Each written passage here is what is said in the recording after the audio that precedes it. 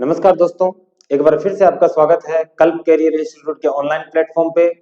और जो read special science के लिए हमने सीरीज स्टार्ट की है, उस सीरीज में हमारा जो नेक्स्ट पार्ट है, जो फोर्थ और फिफ्थ चैप्टर हमें करना है सिक्स क्लास के एनसीईआरटी का, आज हम उसको लेके आपके सामने आए हैं। पीछे कुछ दिनों से 2-3 दिनों से वीडियोस अपलोड नहीं हो पाए, उसके लिए हम क्षमा चाहते हैं, क्योंकि कुछ टेक्निकल इश्यूज हो गए थे, उसकी वजह से हम क्लासेस को अपलोड कर पाने में असमर्थ थे। दोस्तों, ये क्लास स्टार्ट करने से पहले मैं आपको एक खास बात बता दूं कि आप अगर पब्लिक प्लेस पे बैठे हैं तो आप इस वीडियो को नॉर्मली सुन सकते हैं, देख सकते हैं, आपके काम की चीज मिलेगी। अदरवाइज अगर आप रूम में बैठे हैं, स्टडी करने के मूड में हैं, आपके पास रजिस्टर है, पेन है, तो आप निश्चित ही एक रजिस्टर और पेन लेके बैठिए, ताकि आप जितने भी 2 या 4 इंपॉर्टेंट लाइन है वो आप नोट कर सकें और एग्जाम से पहले आप उसको रिवाइज कर सकें। दोस्तों, रिवीजन ही बेस्ट मेथड है सिलेक्शन का, इसके अलावा और कुछ भी नहीं है। तो चलिए स्टार्ट करते हैं। हमारा प्रोसेस वही रहने वाला है कि हम आपके सामने एनसीईआरटी को लेके आएंगे, और अगर आपको ये लगे कि नहीं सर आपने ऐसा मटेरियल छोड़ दिया जो हमारे काम का है इस पेज में से, तो आप पॉज करके देख सकते हैं। आपको सिंगल थिंग नहीं मिलेगी ऐसी कि जो हमने छोड़ दी और एग्जाम में आ सकता है। जो काम की चीजें हैं वो आप रजिस्टर में नोट करते चलेंगे। तो पहले पेज पे दोस्तों अपना जो लेसन है वो चुंबकों को जाने स्टार्ट हुआ है। इस पेज पे अपने बारे में कोई भी जानकारी नहीं है। हम फटाफट इस लेसन को करने वाले हैं, चैप्टर को करने वाले हैं, ताकि हमारा टाइम कम वेस्ट हो। दूसरा, छड़ चुंबक, यू आकार के चुंबक और वलय चुंबक, तीनों प्रकार आपको मालूम है। ध्यान रखना, टर्मिनल किस तरफ होते हैं छड़ चुंबक के, आपको मालूम है। ये एक तरफ असिरा, एक तरफ अनसिरा होता है। यहाँ यू आकार के चुंबक में यहाँ आपको टर्मिनल मिलेंगे, और डिस्क में आपको एक ऊपर मिलेगा, एक नीचे मिलेगा। इस तरह अगर ये डिस्क है तो ऊपर का हिस्सा किसी दूसरे सिरे को, नीचे का हिस्सा किसी दूसरे सिरे को इंगित कर रहा होगा। चलिए दोस्तों, नेक्स्ट पेज पे चलते हैं। आपको स्पीड काफी लगेगी, क्योंकि इसलिए मैं चाहता हूं आपका टाइम वेस्ट ना हो। कोई जानकारी नहीं इस पेज पे। चुंबकीय पदार्थ जो चुंबक को आकर्षित करते हैं, या फिर चुंबक जिनको आकर्षित करती है। चुंबकीय पदार्थ जो चुंबक के द्वारा आकर्षित नहीं होते। क्या सभी चुंबक है, सभी भाग पर एक जितना ही चुंबकीय क्षेत्र होता है? क्या नहीं, चुंबकीय ध्रुवों पर ज्यादा चुंबकीय क्षेत्र आपको मिलेगा, इस वजह से ये ज्यादा चिपकती है। यहाँ एकल ध्रुव का कोई भी अस्तित्व नहीं होता, आपको दोनों साथ मिलेंगे, अन्यास। अगर इस तरह की कोई चुंबक है और बीच में से तोड़ दी जाए, इस तरह दो भागों में बढ़ जाए, अगर ये पहले अन था, ये अस था, तो इस तरह वाला ये सिर अन रहेगा, और ये इस तरह वाला अस था, तो इस तरह वाला अब नया बन जाएगा अन, और इस तरह वाला ये क्या बन जाएगा, अस मिल जाएगा, अपने आप डेवलप हो जाते हैं। They always exist in a pair. यहां आपको कुछ भी नहीं मिलेगा, जानकारी नहीं है। एक लोहे की सुई को चुंबक कैसे बनाया जा सकता है? जैसे ये लोहे की सुई है, तो इसके चुंबक जो है इस तरह बार बार आप घुमाते रहिए। इसके घुमाने से क्या होगा? कारण ये है इसके घुमाने से कि इसके अंदर जो छोटे छोटे डायपोल मोमेंट है, द्विध्रुव है, वो एक दिशा में संरेखित हो जाते हैं। पहले तो वो अस्त व्यस्त थे, जिसकी वजह से उनका टोटल अगर आप चुंबकीय क्षेत्र देखो तो वो 0 मिलेगा। लेकिन अब वो सारे आपको एक दिशा में संरेखित मिल जाते हैं। इसकी वजह से उन सभी का जो चुंबकीय क्षेत्र है वो कुल मिला के विशेष चुंबकीय क्षेत्र बना देता है। इस वजह से लोहे की सुई को चुंबक में बदला जा सकता है, वो ये इसका मेथड है। ध्यान रखना, आपको बनाई जा सकती है। प्रतिकर्षित करते हैं, आकर्षित करते हैं, ये आपको मालूम है। आप ऑब्वियसली रीट की तैयारी कर रहे हैं, एग्जाम दे रहे हैं, तो आप ग्रेजुएटेड है, बीएड है, तो आपको ये इतनी जानकारी होगी। इसलिए मैं आपको वो फॉर्मेलिटीज की जानकारी नहीं बता रहा जिससे आपका टाइम वेस्ट हो। अगर किसी को ऐसा लगे कि सही ये जानकारी हमारे पास नहीं थी, तो आप पेज को स्टॉप करके देख सकते हैं, पॉज करके देख सकते हैं। आपको ऐसी कोई जानकारी नहीं मिलेगी जो आपको ना हो। जो मैं बताऊंगा वो ही काम की हो सकती है यहाँ से, और कुछ भी नहीं है। नेक्स्ट देखिए कि यहाँ दिखाया गया है जानकारी है सामान्य सी, कि उत्तरी ध्रुव को कई बार लाल रंग से और दक्षिणी ध्रुव को नीले रंग से दिखा दिया जाता है। नॉर्थ को रेड कलर से, कौन से कलर से? रेड कलर से। और साउथ को कौन से कलर से? ब्लू कलर से।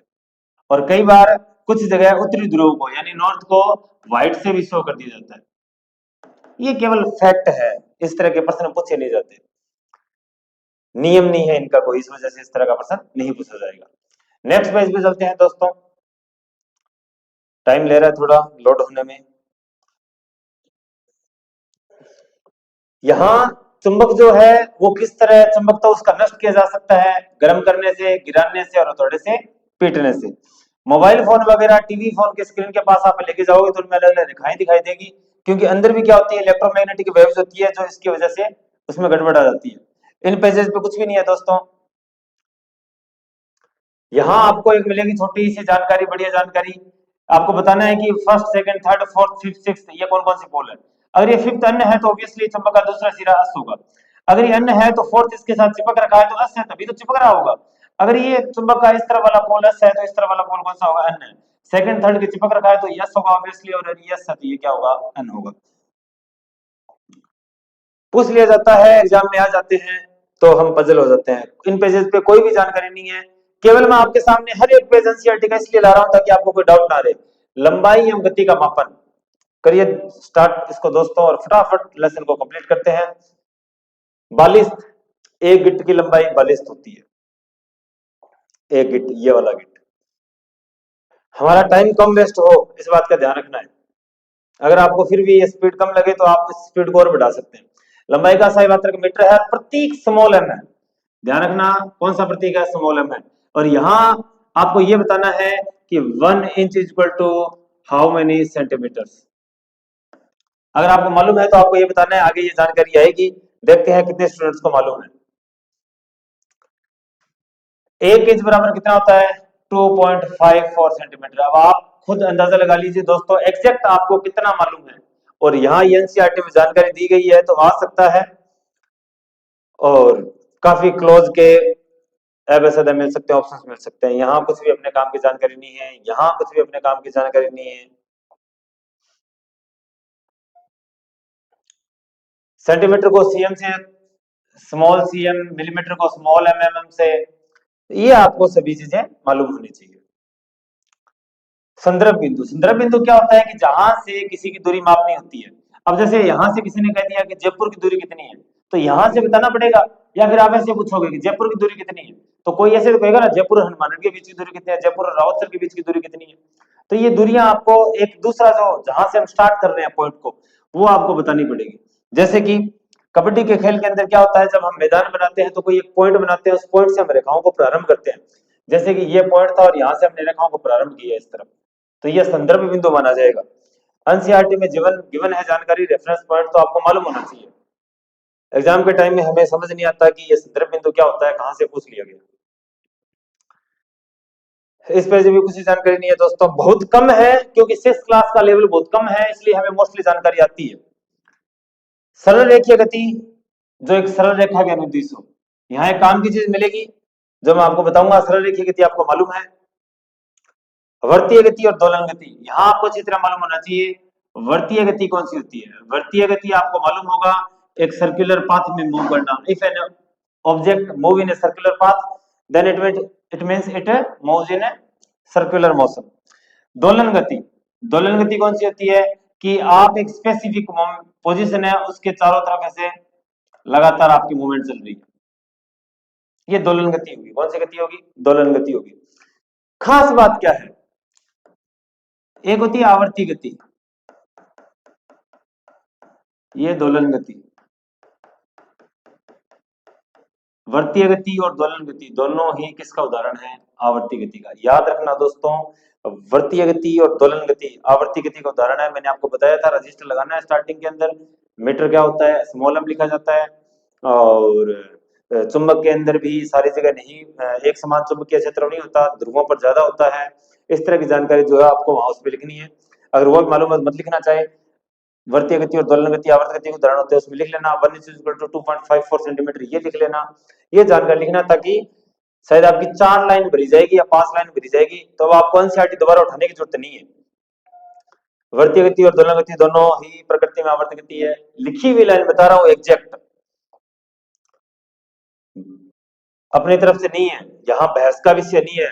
एनसीईआरटी के बेसिस पे रिट लगाई जाती है, तो आप एनसीईआरटी को पढ़ाना, बाकी चीजों को पढ़ने की जरूरत क्या है।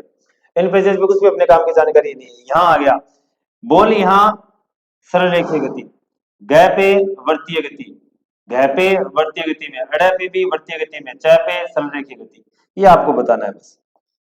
आपको बार बार एनसीईआरटी उठाने की जरूरत नहीं है, मोटी बुक उठाने की जरूरत नहीं है। आपको ये जो 5 लाइन लिख ली आपने 2 लेसन के लिए, तो आप उसको लिखो, और अब जब भी आपको रिवाइज करना हो तो उसी को रिवाइज करो। और मैं तो कहता हूँ साइंस में 2 4 5 दिन से उसको रिवाइज कर लिया करो, जितनी चीजें उसको लिख लिया करो, 1 नंबर 2 नंबर 3 नंबर 4 नंबर और 5 नंबर, इतनी लाइन के अंदर आपके लेसन 4th और 5th कवर करवा दिए मैंने आपको एनसीईआरटी के 6th क्लास के। अब जब भी आपको अगर रिवीजन करना हो तो आपको इन्हीं 5 लाइन को पढ़ना है, आपका 4th और 5th का लेसन रिवीजन हो गया। और इन 5 लाइन को पढ़ने में कितना टाइम लगा ये भी आपको याद है, क्लास लगाने से आपको याद होगी, आपको 2 मिनट लगेंगे रिवाइज करने में।